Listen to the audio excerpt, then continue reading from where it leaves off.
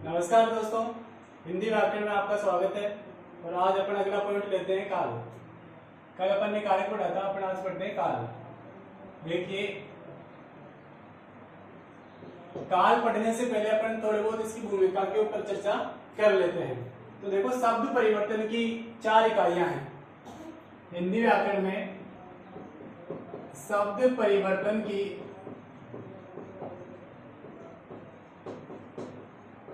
इकाई, शब्द परिवर्तन की जो इकाई है वो कितनी है? 4 इकाइयां। अब वो 4 इकाइयां कौन कौन सी है? काल, दूसरी कारक, तीसरी लिंग और चौथा वचन। इन 4 इकाइयों के माध्यम से अपन शब्द में क्या कर सकते हैं? परिवर्तन कर सकते हैं, उसमें बदलाव ला सकते हैं।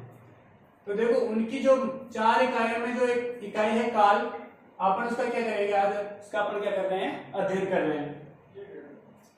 देखिए, काल का अर्थ क्या होता है, शाब्दिक अर्थ क्या होता है? तो देखिए, काल न तो वर्ण होता है, ना शब्द होता है, ना वाक्य होता है। ये एक प्रकार की स्थिति है। काल जो है वर्ण शब्द वाक्य न होकर के क्या है कि स्थिति है। और यहाँ अपन इसका किसे लेंगे? समय से। काल का क्या यहाँ पे किसे लेंगे? समय से। अब देखो, स्थिति अर्थात ये समय की स्थिति बताता है। और किसके संबंध में बताता है? क्रिया की स्थिति बताता है। अर्थात जो हमें क्रिया की स्थिति से अवगत करवाता है उसे ही व्याकरण में अपन क्या कहते हैं? काल कहते हैं। और ये शब्द परिवर्तन की एक इकाई है। अर्थात जब ये स्थिति क्रिया में जुड़ जाती है तो अपन शब्द को परिवर्तित कर सकते हैं। देखिए, काल की परिभाषा क्या होगी?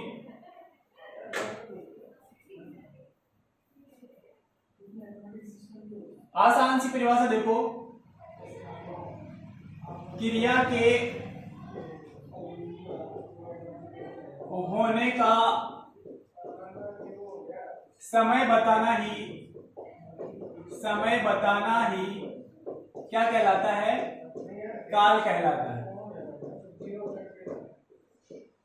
अर्थात क्रिया के होने का समय बताना ही क्या कहलाता है? काल कहलाता है। अब देखो, ये तो हो गई काल की परिभाषा। अब इसके प्रकारों पर अपन चलते हैं। तो काल के कितने प्रकार होते हैं? प्रकार। तो काल के 3 प्रकार होते हैं जो अपने को सबको पता है। पहला कौन सा है? भूतकाल। दूसरा वर्तमान काल। और तीसरा जो काल का प्रकार है वो है भविष्य काल। भविष्य काल अर्थात भूत, वर्तमान और भविष्य, ये काल के कितने प्रकार हैं? 3। अब देखो, भूतकाल का जो शाब्दिक अर्थ होता है वो होता है बीता हुआ काल। कौन सा काल? बीता हुआ काल। काल अर्थात समय, अर्थात बीता हुआ समय का जो बोध कराए उसे अपन क्या बोलते हैं? भूतकाल। वर्तमान चल रहा समय, अर्थात जो समय चल रहा है या चल रहा काल, तो वो किसका बोध कराता है? हमें वर्तमान का। और आने वाला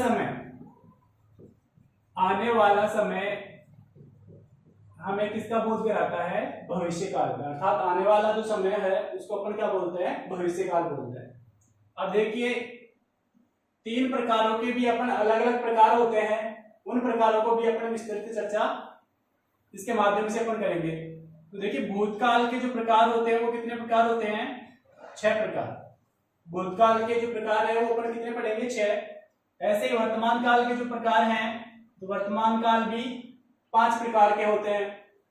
और ऐसे ही भविष्य जो है वो कितने प्रकार के होते हैं? 4 प्रकार के। तो आज अपन सबसे पहले पढ़ते हैं भूतकाल के जो 6 प्रकार हैं, उनके बारे में अपन विस्तृत चर्चा करते हैं। तो देखिए, भूतकाल अर्थात बीता हुआ समय का जो हमें बोध कराए उसे क्या कहते हैं अपन? भूतकाल।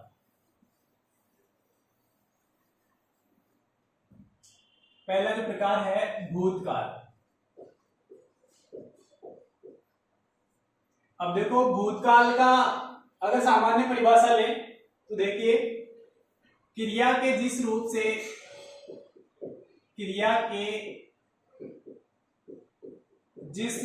से कार्य का बीते समय में, क्योंकि बीता हुआ समय तो किसका पर्याय होता है? भूतकाल का। बीते हुए समय में होने का बोध कराए, होने का बोध कराने वाले शब्दों को, बोध कराने वाले शब्दों को क्या कहते हैं अपन? भूतकाल कहेंगे, अर्थात भूतकाल कहते हैं। अर्थात क्रिया के जिस रूप से कार्य का बीते समय में होने का जो बोध कराते हैं वही क्या कहलाते हैं? भूतकाल। भूतकाल के कितने प्रकार पढ़े अपन ने? 6 प्रकार। 6 प्रकार पढ़ेंगे अपन। कौन कौन से होते हैं? तो पहला देखो सामान्य भूतकाल। ये जो प्रकार है वो वर्तमान में भी आएगा और भविष्य में भी पढ़ेंगे। सामान्य वर्तमान काल में पढ़ेंगे और सामान्य भविष्य काल में भी पढ़ेंगे। दूसरा जो प्रकार है वो है आसन्न भूतकाल। आसन्न भूतकाल। तीसरा प्रकार है इसका पूर्ण भूतकाल। चौथा पढ़ेंगे अपन अपूर्ण भूतकाल। अपूर्ण भूतकाल। पांचवा पढ़ेंगे अपन संदिग्ध भूतकाल। संदिग्ध भूतकाल। और छठा अंतिम पढ़ेंगे अपन हेतु मद भूतकाल। हेतु मद भूतकाल। अब देखिए ये भूतकाल के 6 प्रकार हैं और इनकी परिभाषा अपन देखेंगे तो बहुत ही सरल और आसान है। तो इनका अपन एक एक का अध्ययन कर लेते हैं। तो सबसे पहले अपन कौन सा देखेंगे? सामान्य भूतकाल। इन 6 प्रकारों में से अपन पहला पढ़ लेते हैं सामान्य भूतकाल। सामान्य कौन कौन से 6 प्रकार है? सामान्य, आसन्न, पूर्ण, अपूर्ण, संदिग्ध और हेतु मद भूतकाल। तो सबसे पहले प्रकार की अपन चर्चा करते हैं सामान्य भूतकाल की। तो देखिए सामान्य भूतकाल किन वाक्यों में होगा? सामान्य भूतकाल का अर्थ है अर्थात जो समय बीता हुआ समय है उसकी निश्चितता का पता हमें नहीं हो, अर्थात निश्चितता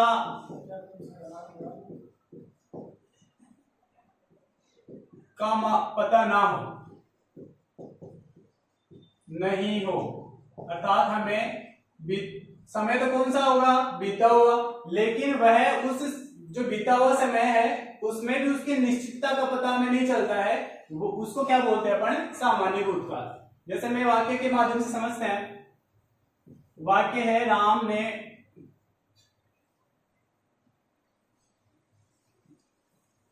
अखबार पढ़ा। राम ने अखबार पढ़ा, ये एक वाक्य है। और दूसरा मान लो कर्मक क्रिया का लेते हो अपन, ले लेते हैं राम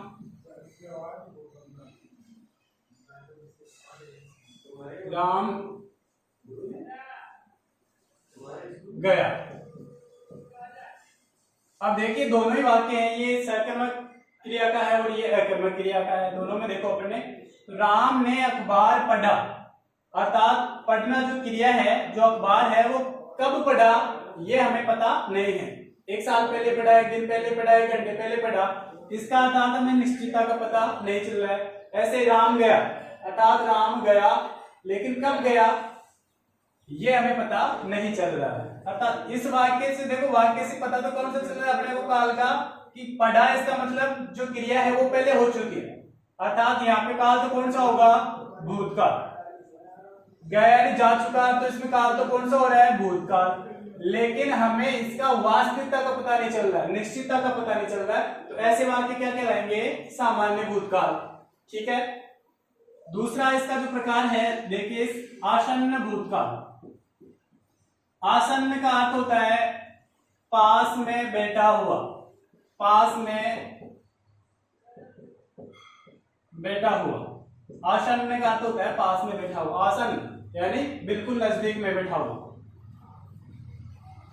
आसन का अर्थ यह होता है कि हमें वाक्य का आसन का यानी पास में अभी अभी हुआ हो कार्य, अर्थात जो कार्य बीते हुए समय में हुआ हो लेकिन अभी अभी हुआ हो, इससे जस्ट थोड़ा ठीक पहले ही हुआ हो, वो कार्य क्या कहलाएंगे? आसन्न भूतकाल में। देखिए क्रिया का अभी अभी होने का जो पता चले, अभी अभी होने का बोध कराए, होने का बोध हो, उन वाक्य में क्या होगा? आसन्न भूतकाल होगा। जैसे इसी के माध्यम से अपन समझ लेते हैं। जो ये वाक्य है, अब यहाँ पे देखो, राम ने अखबार पढ़ा है, और अकर्मक में देखो राम गया है। अब यहाँ पे जो ये है सहायक क्रिया है, क्रिया की जो सहायक क्रिया है, उससे ये पता चल रहा है कि वाक्य जो कार्य है वो अभी अभी हुआ है, अर्थात पढ़ा है इसका मतलब अभी अभी पढ़ा है, और राम गया इसका मतलब वो अभी अभी गया है। अब देखिए सामान्य भूतकाल में पढ़ा है, उसी क्रिया के आगे अपन ने कौन से शब्द जोड़े? है और है शब्द जोड़ दिया, या फिर अपन बहुवचन के लिए कौन सा जोड़ सकते हैं? इसमें है, जो ये बिंदी लगाई अपन ने। अर्थात सामान्य भूतकाल के वाक्य में अगर है शब्द जुड़ता है, एक वचन के लिए है और बहुवचन के लिए है बिंदी वाला, तो वो काल किसका बन जाता है? वो वाक्य किसका बन जाता है? आसन्न भूतकाल का बन जाता है। सरल है।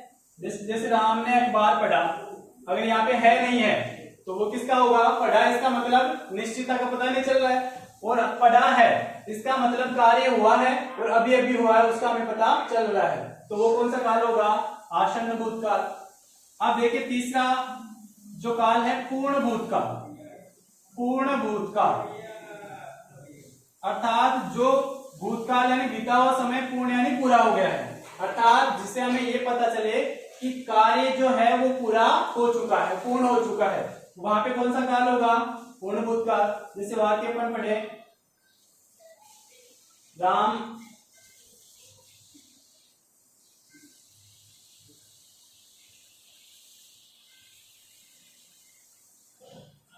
राम ने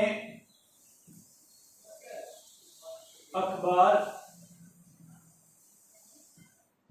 पढ़ा था और राम गया था, अर्थात राम ने अखबार पढ़ा था।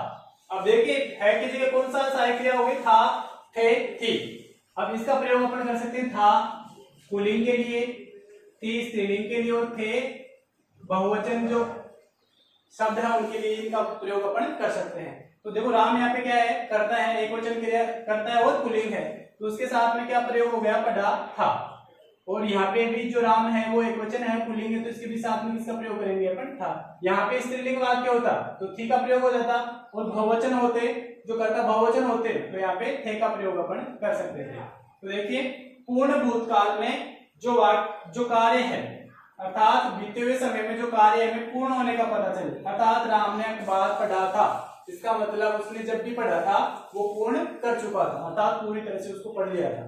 तो वाक्य में देखो था, थी, थे, थी, जो ये तीन जो सहायक क्रियाएं आएंगी वो हमें कौन से वाक्य का पता बताते हैं? कौन से काल का? पूर्ण भूतकाल का। आसन में है और है, दो जो सहायक क्रिया है उनसे हमें कुछ वाक्य का पता चलेगा? आसन्न भूतकाल के वाक्यों का।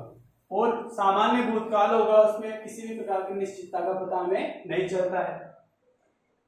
तीन जो प्रकार हैं बिल्कुल सरल है, आसानी से समझ सकते हैं इसी एक उदाहरण के माध्यम से। देखो पढ़ा है, पढ़ा के आगे है लगती है तो कौन सा हो गया? आसन्न, और है की जगह था सहायक क्रिया लगती है, कौन सा हो गया? पूर्ण भूतकाल। अब देखिए इस भूतकाल का चौथा प्रकार अपूर्ण भूतकाल। अपूर्ण का अर्थ है अर्थात जो बीते हुए समय में जो कार्य है वो पूरा नहीं हुआ, बीते समय में जो कार्य है वो पूरा नहीं हुआ।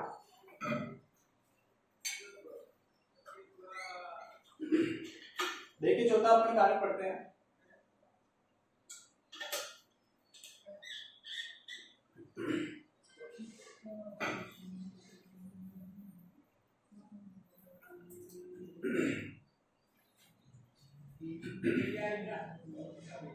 चौथा जो काल है वो है अपूर्ण भूतकाल। अपूर्ण भूतकाल, देखिए यहाँ पे पूर्ण जो बीते हुए समय में जो कार्य पूर्ण हो चुका था अर्थात पूरा हो चुका था, उससे हमें ये सबसे पता चल रहा है। अब पूर्ण के आगे अ उपसर्ग जो लगा है वो किसके अर्थ में लगता है? नहीं के अर्थ में। अर्थात जो कार्य बीते हुए समय में पूर्ण नहीं हुआ है, अर्थात उस कार्य का जारी रहने का जो हमें बोध कराए, अर्थात क्रिया का जो रूप कार्य का हमें जारी रहने का बोध कराए, वो किसमें आएंगे? अपूर्ण भूतकाल में, अर्थात जिसमें कार्य पूरा नहीं हुआ, अर्थात क्रिया का वह रूप जिससे कार्य का कौन से समय में? बीते समय में। कार्य का बीते समय में जारी रहने का बोध हो, वैसे वाक्य क्या कहलाएंगे? अपूर्ण भूतकाल में आएंगे। जैसे अपन वही जो उदाहरण है वो लेते हैं, तो राम अखबार पढ़ रहा था। अब देखिए ये वाक्य आ गया आपके सामने नया, और अकर्मक का ले तो राम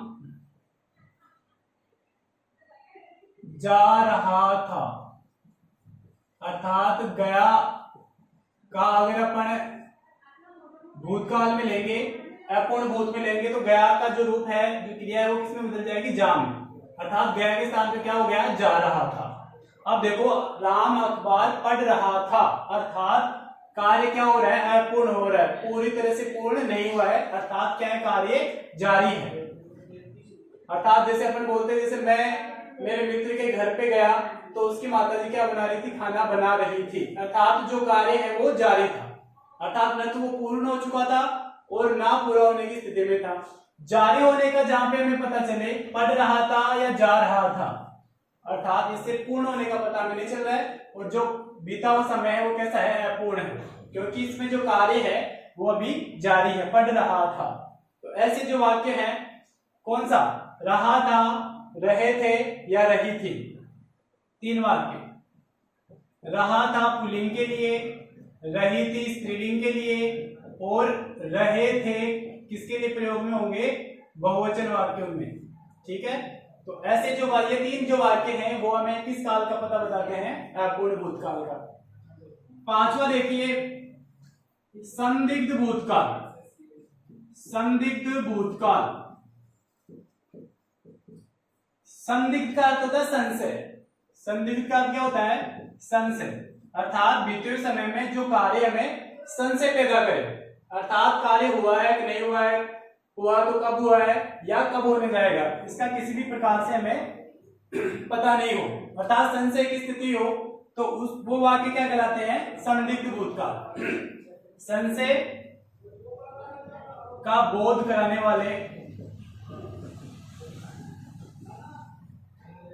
वाक्य, अर्थात जो क्रिया है वो अगर संदिग्धता का बोध कराए तो वो क्या कहलाएंगे? संदिग्ध भूतकाल। देखिए इसका उदाहरण उसी वाक्य से देखें, संशय की स्थिति में, तो इसी वाक्य को देखो अपन, राम ने अखबार पढ़ा होगा। राम ने अखबार पढ़ा होगा, या फिर ले दो, राम गया होगा। दोनों ही जो स्थितियां हैं, जो दोनों में वाक्यों में है, वो हमें संदिग्धता का पता बताता है, अर्थात संशय की स्थिति बनी हुई है। राम ने अखबार पढ़ा होगा, अर्थात हमें संशय पैदा हो रहा है कि उसने पढ़ा था या नहीं पढ़ा था। राम गया होगा, तो दोनों ही वाक्य में संशय पैदा हो रहा है, और जो संशय का बोध कराते हैं वो किसमें आएंगे? संदिग्ध भूतकाल में। किसमें आएंगे? संदिग्ध भूतकाल में। ठीक है, अब यहाँ पे देखो, ये जो वाक्य था, राम ने अखबार पढ़ा, वो तो किसका है? सामान्य भूतकाल का। अगर यहाँ पे है लग गया, है जो सहायक क्रिया लगते ही आसन्न भूतकाल, था लगते ही पूर्ण भूतकाल, रहा था रहते ये लगते ही क्या हो जाएगा अपूर्ण भूतकाल, और पढ़ा होगा होगी या होंगे तो वो किसका हो जाएगा संदिग्ध भूतकाल का। तो 3 वाक्य कौन कौन से इसकी पहचान के लिए, होगा पुल्लिंग के लिए, होगी स्त्रीलिंग एकवचन के लिए, और होंगे बहुवचन रूप के लिए। तो ये तीनों जो शब्द हैं वो किसका पता बताएंगे हमें, संदिग्ध भूतकाल का। अर्थात ऐसे वाक्य में हमें पता लग जाएगा कि इसमें कौन सा काल है, बीता हुआ समय तो है लेकिन कौन सा संदिग्ध अर्थात संशय की स्थिति वहां पे बनी हुई होती है। अब देखिए इसका छठा जो अंतिम प्रकार है, हेतु हेतु मद भूतकाल। हेतु हेतु मद भूतकाल।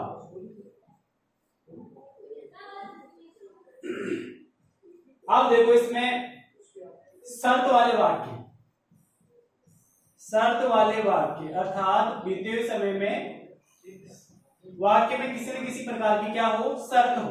जहां पे शर्त वाले वाक्य हो, जो बीता हुआ समय हो, वो किस में आएंगे, हेतु हेतु मद भूतकाल में। देखिए कैसे, यदि आपने मुझे बुलाया होता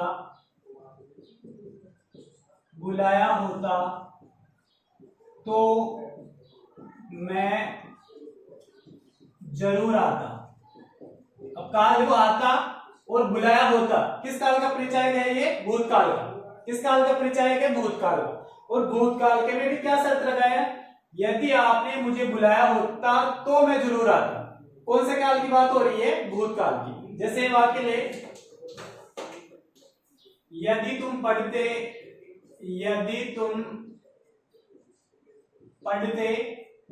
तो पास हो जाते।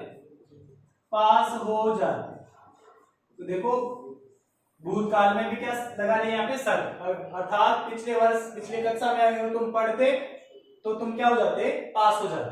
तो जहां पे भी शर्त वाले वाक्य होंगे वहां पे क्या हो, कौन सा जो काल है वो कहलाता है भूतकाल में हेतु हेतु मत भूतकाल होगा। ठीक है, तो ये जो 6 प्रकार हैं भूतकाल के, ये बिल्कुल आसान है और ये जो छोटे छोटे शब्द हैं इनके माध्यम से आप इनको समझ सकते हैं आसानी से। अब देखिए जो वर्तमान काल और भविष्य काल के जो प्रकार हैं वो अपन अगले वीडियो के माध्यम से कल के तारीख में पढ़ेंगे। ठीक है ना, उतने समय में आप इनका रिवीजन कीजिए, दोहरान कीजिए, जिससे कि जो आगे वाले जो बिंदु हैं दो वर्तमान काल और भविष्य काल, उनके अंदर आपकी तारतम्यता बनी रहे। क्योंकि अगर ये याद नहीं होगा तो उनको समझने में आपको कठिनाई हो सकती है। ठीक है।